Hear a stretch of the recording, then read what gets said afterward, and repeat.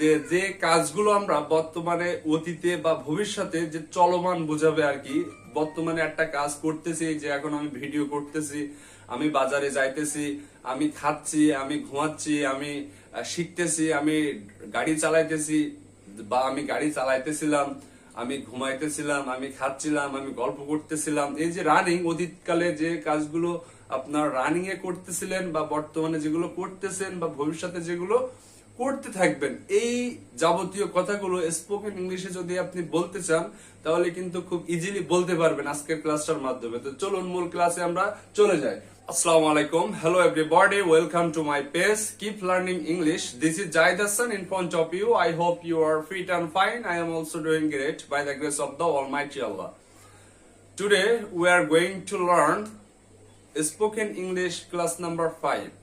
আজকে আমরা স্পোকেন ইংলিশের ক্লাস নাম্বার 5 নিয়ে আলোচনা করব। বিগত দিনের ক্লাসগুলো যদি আপনি না দেখে থাকেন তাহলে অবশ্যই দেখে আসবেন, কারণ বিগত দিনের ক্লাসগুলো দেখলে আপনি সহজেই কিভাবে স্পোকেন ইংলিশে যাত্রাটা শুরু করতে পারবেন এবং স্পোকেন ইংলিশে কথা বলতে পারবেন ফ্লুয়েন্টলি, এই বিষয়ে আপনার একটা সঠিক ধারণা হবে এবং আপনি নিজেই বাক্য তৈরি করে কিন্তু স্পোকেন ইংলিশে যাত্রাটা শুরু করতে পারবেন। তো চলুন আজকের মূল ক্লাসে আমরা চলে যাই। Let's start.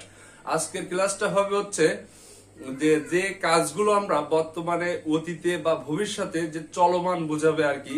বর্তমানে একটা কাজ করতেছি, যে এখন আমি ভিডিও করতেছি, আমি বাজারে যাইতেছি, আমি খাচ্ছি, আমি ঘুমাচ্ছি, আমি শিখতেছি, আমি গাড়ি চালাইতেছি বা আমি গাড়ি চালাইতেছিলাম, আমি ঘুমাইতেছিলাম, আমি খাচ্ছিলাম, আমি গল্প করতেছিলাম। এই যে রানিং, অতীতকালে যে কাজগুলো আপনার রানিং এ করতেছিলেন বা বর্তমানে যেগুলো করতেছেন বা ভবিষ্যতে যেগুলো করতে থাকবেন, এই যাবতীয় কথাগুলো স্পোকেন ইংলিশে যদি আপনি বলতে চান তাহলে কিন্তু খুব ইজিলি বলতে পারবেন আজকের ক্লাসটার মাধ্যমে। তো চলুন মূল ক্লাসে আমরা চলে যাই। তো প্রথমে প্রাথমিক পর্যায়ে আমরা কিন্তু এইগুলো মোটামুটি জানি, যে আই, উই,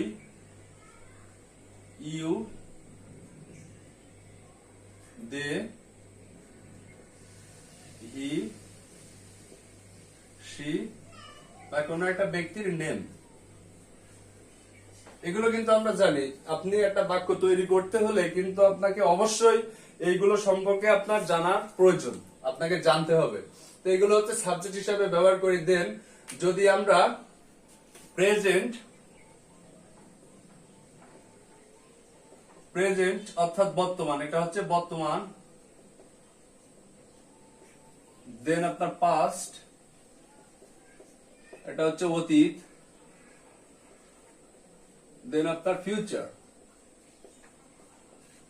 এটা হচ্ছে ভবিষ্যৎ। ওকে। তো দেখেন, বর্তমানের ক্ষেত্রে যদি আমরা কোনো চলমান কথা বলতে চাই সেক্ষেত্রে কিন্তু আমাদের অবশ্যই এই যে সাবজেক্ট গুলোর পরে একটা এম, ইজ, আর। বর্তমানের ক্ষেত্রে কিন্তু আমাদের এই ফরম্যাটটা ব্যবহার করতে হবে বর্তমানের ক্ষেত্রে, ঠিক আছে। অতীতের ক্ষেত্রে ওয়াজ, ওয়ার,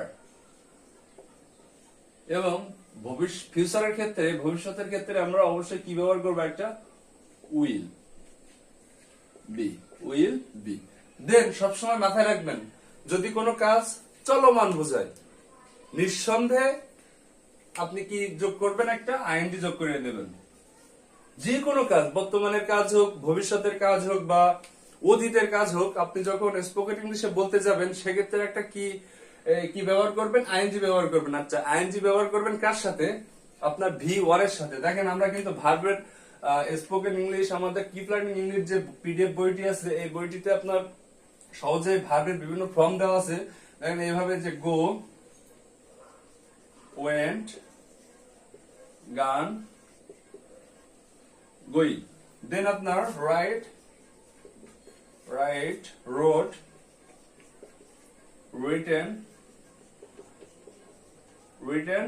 দেন রাইটিং, WRITTING, রাইটিং। ওকে। দেন আপনার লার্ন,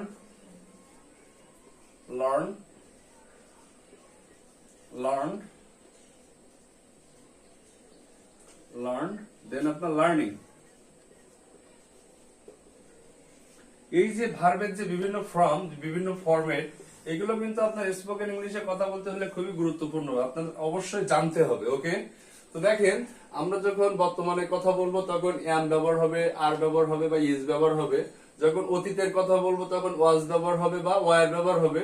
এবং ফিউচার বা ভবিষ্যতের কথা যখন আমি বলতে যাব সেক্ষেত্রে আমার কি ব্যবহার হচ্ছে, আপনার উইল বি ব্যবহার হচ্ছে একটা আপনার অক্সিলারি ভার্ব হিসাবে। এখন যদি আমি বর্তমানে কোনো কথা বলতে চাই যে লার্ন, এই যে ভার্বটা দিয়ে যদি আমি কোনো কথা বলতে চাই যে লার্নিং, ওকে, তখন কি বলতে হবে, লার্নিং। তো দেখেন এই যে আই, এই যে এম, নরমালি আপনারা কিন্তু বিগত ক্লাসে দেখেছেন যে আই এর সাথে আপনার এম ব্যবহার হয়, উই ইউ দের সাথে আপনার আর ব্যবহার হয়, এবং হি শি নেম এর সাথে আপনার ইজ ব্যবহার হয়। কি কারণে ব্যবহার হয়, দেখেন এই যে হি শি নেম, এটা হলো থার্ড পারসন। কোন person, third person. Third person আবার singular. Third person singular number হলে আপনার ইজ ব্যবহার হবে। এবং যদি প্লুরাল নাম্বার হয়, এগুলো দেখেন প্লুরাল, এই যে প্লুরালের ক্ষেত্রে আর এবং ওয়ার ব্যবহার হবে, আর সিঙ্গুলারের ক্ষেত্রে আপনার অতীতের ক্ষেত্রে ওয়াজ ব্যবহার হবে। এইটা ব্যবহার করে কিন্তু আপনি সহজে বাক্য তৈরি করতে পারবেন। তো দেখেন আই এম লার্নিং দিয়ে আমি একটা বাক্য তৈরি করি, আই এম লার্নিং। আচ্ছা, আপনি কি শিখতেছেন, আপনি যে কোনো একটা বিষয় শিখতে পারেন। তো I am learning English, I am learning English, আমি ইংরেজি শিখতেছি। এখন দেখেন আপনি যদি বলেন যে আমি ইংরেজি শিখতেছি, বর্তমানে আমি ইংরেজি শিখতেছি। যদি বলেন যে আমি অতীতে ইংরেজি শিখতেছিলাম, সেক্ষেত্রে জাস্ট এই ভাবটা পরিবর্তন হয়ে আপনার ওয়াজ হয়ে যাবে, ওয়াজ। আই ওয়াজ লার্নিং ইংলিশ, আমি ইংরেজি শিখতেছিলাম। যদি আপনি ভবিষ্যতের কথা বলেন, দেন আপনি এখানে উইল বি লাগাই দিবেন, হয়ে যাবে will be. Just will be replace করবেন, I will be learning English.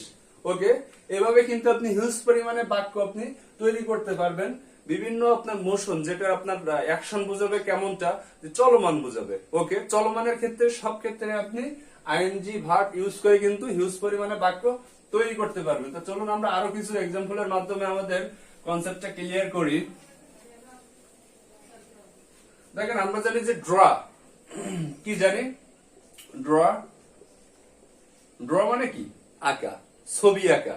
ওকে, যখন আমি বলতেছি এর সাথে আইএনজি যোগ করতেছি, ড্রয়িং।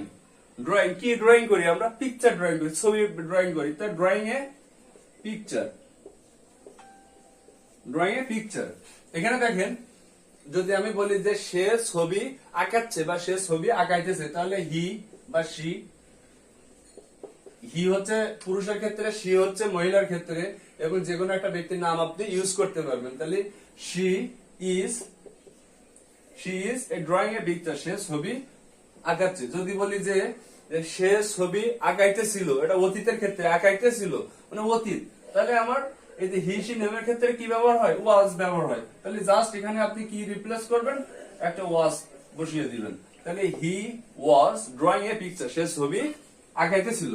যদি বলি যে সে ছবি আঁকিয়ে থাকবে, সে ছবি আঁকাতে থাকবে, তার মানে ভবিষ্যতে সে একটা ছবি আঁকাবে, সেই ছবিটা সে আঁকাতে থাকবে। সেক্ষেত্রে he will be, just replace will be drawing a picture. তাহলে কিন্তু আপনার সহজে বুঝতে পেরেছেন যে কিভাবে আপনার এই যে বর্তমানে চলমান বা অতীতের চলমান বা ভবিষ্যতের কোনো চলমান কথা কিভাবে স্পোকেন ইংলিশে আপনি বলবেন, এটা কিন্তু আপনি কনসেপ্টটা আপনার ক্লিয়ার হয়েছে। ওকে, তো আমরা কিন্তু আরো কিছু ভার্ব দিয়ে কিন্তু প্র্যাকটিস করতে পারি।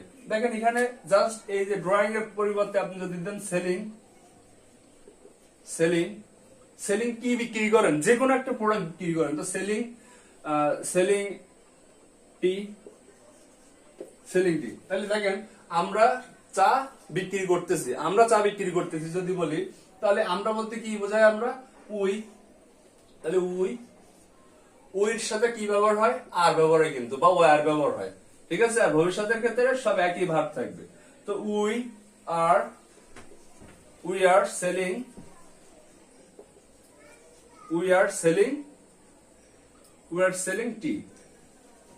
এখানে দেন আপনি যা কিছু লাগিয়ে আপনি প্র্যাকটিস করতে পারেন। দেন আপনি যদি বলেন যে আমরা একটা মুভি দেখতেছিলাম, অতীতের ক্ষেত্রে আমরা একটা বা তারা একটা মুভি দেখতেছিল, তাহলে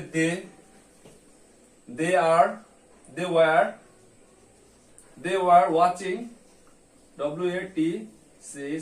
watching movie. তারা একটা movie দেখতেছিল, they were watching movie, তারা একটা কি দেখতেছিল, মুভি দেখতেছিল বা ছবি দেখতেছিল। এভাবে কিন্তু আপনি বাক্য তৈরি করতে পারবেন।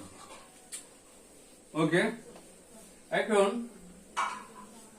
আপনি যদি প্রশ্ন তৈরি করতে চান, কি তৈরি করতে চান, প্রশ্ন, সেক্ষেত্রে কিন্তু আপনাকে সিম্পল ভাবে জাস্ট এই যে অক্সিলারি ভার্ব গুলো আছে, এই যে am, is, are বা was, are বা will be, এই ভার্ব গুলো জাস্ট আপনি যদি সামনে নিয়ে আসেন তাহলে কিন্তু প্রশ্ন তৈরি হয়ে যাবে।